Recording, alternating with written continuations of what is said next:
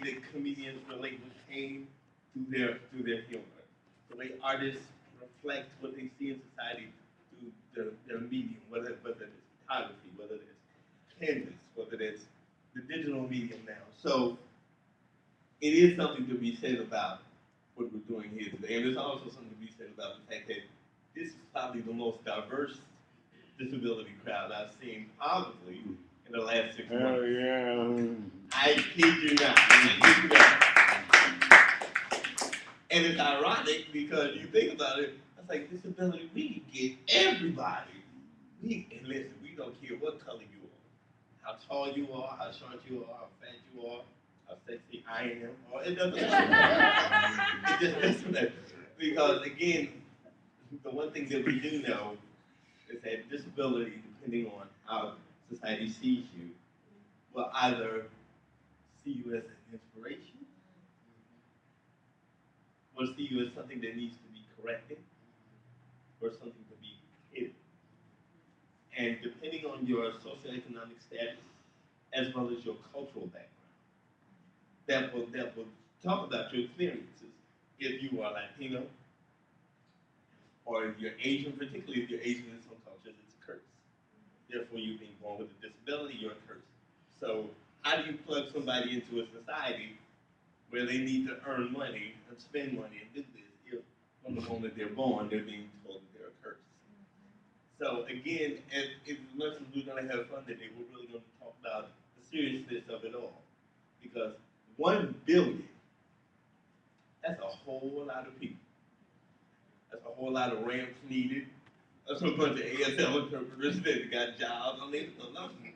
You know what I mean? And then they think people with disabilities grow on trees. Y'all didn't know that, right? Y'all didn't see the handicap tree outside? Swing at it like a pinata and you get a wheelchair and a hearing aid or something like that. So, without further ado, we're going to move on to our next act. Now, I'm going to try to find the bio in order before I make myself look completely crazy. Leroy, that's you. So, I'd like to introduce you to the man who started all of this. Right? Alright. And so much more. I'm so much more. That's why your name is Leroy Moore. There you go. And of course, how you gonna tell me the bio's in order and yours is at the bottom? Yo, you like, Bob, you know me. You might want me to read it because if I make it up, they like stop. You know he owed me $25. The check is in the mail. It's in the mail. That's SSI, Leroy. That's SSI. That's not your check. All right. Well, again, that's for those that weren't here earlier. Leroy Moore and I go back some years. But Leroy Moore is the creator and the founder of Krip-Hop. Basically, without his energy, you probably wouldn't be here today. He's not only a poet, he's an activist. You got more frequent flyer miles than me. But I know, that's saying the wheelchair got more miles than both of us. That's hard. But a dynamic poet, an outspoken leader in the disability world. I get to use the man of the hour, Leroy Moore. All right.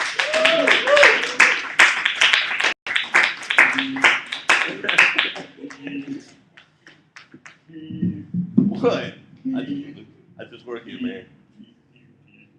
Yeah, like Keith said, we go back a while. And I just didn't try to convince him. Keith, we strategized and Keith was like, okay, Keith will be the bad cop. I'll be the good cop. I was like, oh, Keith, I don't like cops.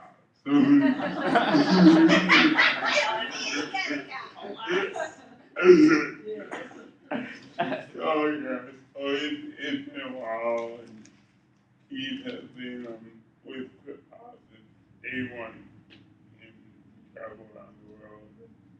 And like Keith said, more than music, it's right activism. So I'm gonna shut up and do my poem. But before I do my poem, Krip-Hop put out the CD and Chinese on it. Keith because around police brutality against people with disabilities, and it's just been a wonderful project. It's not even a project. It's something that I live and think about since day one. My dad was a Black Panther, so I was I was like born on the protest lines, and and I realized that this was a community that I grew up in. One didn't look like me, and two didn't have the same issues. It's like yeah, curb cuts, but at the time you go outside you get shot. So who cared about the curb cut? So in the beginning I knew that these two communities had such separate histories, but also had histories that are not on Fox News, of course, or even on whatever. Dads, I met dads through friends in London, and London had a big Black disabled movement. And when I graduated from college, I was like, I'm going to London, because they had race and disability. And for years, I wanted to meet somebody that really actually lived it and came across dads, and we finally met, and we finally met last year, 2010, yeah, face to face, and just meeting her and just sitting down and talking and realizing that although that time was special, it's not there anymore. That history is gone. And that's another thing about Krip-Hop 4 magazine and all the stuff that we do is really trying to capture that history and bring it back. Elizabeth does that through her music and stuff. So I'm gonna stop talking and get on with the poem. I wrote this poem just for this event, and it really talks about the times that we live in, the bailout and the quote unquote occupied, whatever you want to call it. People love to call movements as really a moment. Okay. Not a movement, but anyway. So it's called Krip-Hop Burning the Ballot at the Capitol. Nazis slept with slave masters, gave birth to Tea Party members, Bill Clinton on the saxophone, while Obama tap dancing around racism. Occupy kicking out street folks, Facebook activism, poke, bill collectors on hold, while paying off student loans. White House called me. I still have it on my answering machine. That's classic. Could not deal with my advocacy, so they got the actress from Glee. That is so true. That's so true. They couldn't deal with the actress. Uncle Sam wants me to pay my taxes. I said, yeah, sure. After I get my reparations. Youth with disabilities facing deportation in home and outside, fear of execution, while media paints its own story. Individuals in the state gets all free, occupied. What are you time about. Us disabled people have a 99% unemployment rate for centuries.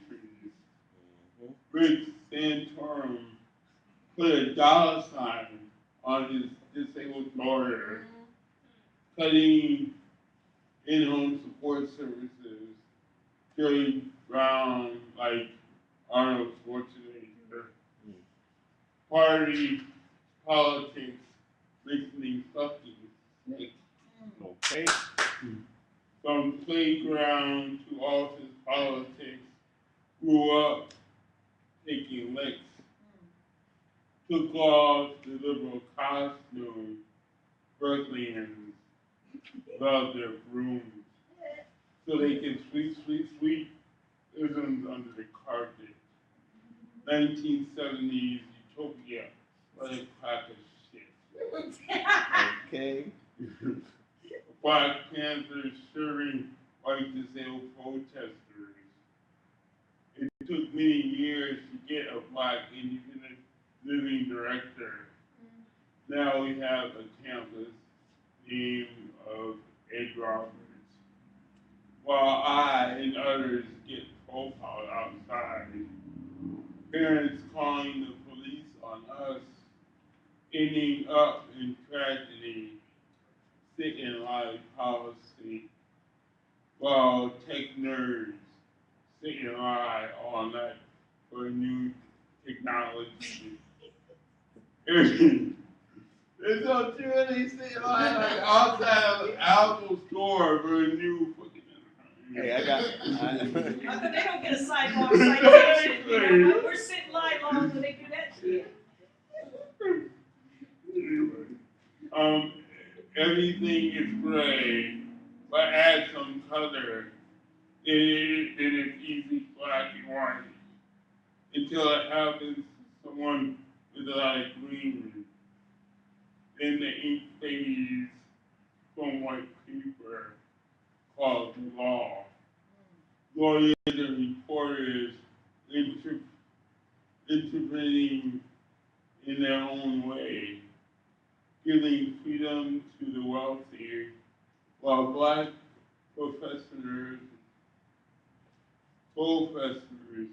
and professionals write and talk about poverty. Now that's so true. Last week, Cornell West and what Cat it is smiling. Yes. was talking about poverty. It's like, dude, you guys are rich. We're Anyway, talking about it tonight. Nope. whatever. Nothing changes. Just clothes on the pimp. Making money in the moment, calling everything a movement, capitalism, capitalizing on the environment, corporations versus Mother Nature. Now we are in Sacramento, next to the capital. Krip-Hop calling our people, emptying politicians, bankers, and CEO pockets to stop foreclosures and balance the budget and burning the ballot. Learn from MLK, no violence to poetry, comedy, and music. Surprise a return the other cheek. You will get the teaching of Malcolm X. All right.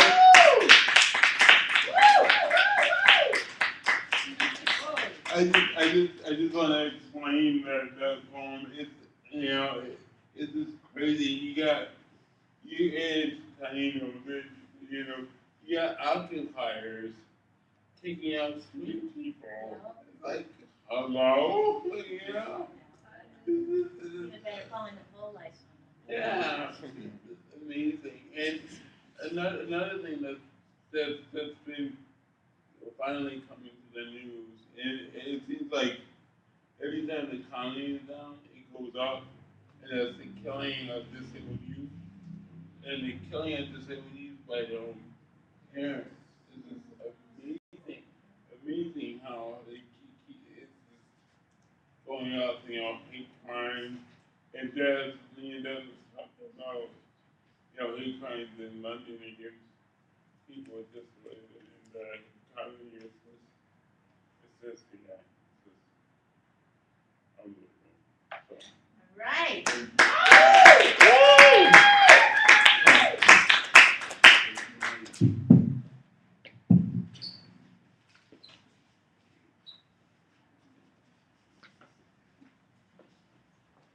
Let's give it up to Leroy Moore. Yeah.